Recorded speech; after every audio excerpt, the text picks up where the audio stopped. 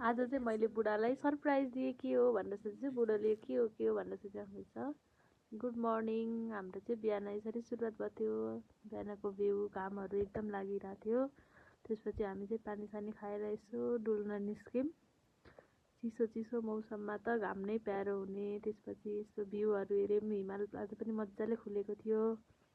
रमाइलो देखिरहेको थियो पारिपरिको ठाउँहरू त्यसपछि लगभग 15-20 मिनट जति हामी हिँड्यौँ पानीहरू खाएर त्यसपछि बुढाबुढी गफ गर्दै गर्दै अनि हामी फर्केर मैले चाहिँ अलिकति साग रोपेको थिएँ गमलामा कस्तो भएछ भनेर हेर्न गयौँ हामी सरेछ त्यसपछि खाना पकाउने टाइम भयो यता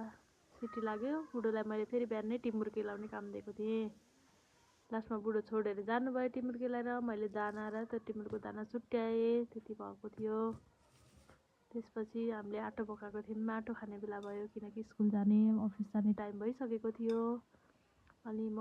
अब आटो खाइसकेपछि रेडी भएर हामी चाहिँ निस्किन लागिसकेका थियौँ त्यसपछि बुढोले मलाई अफिस छोड्न जानुभयो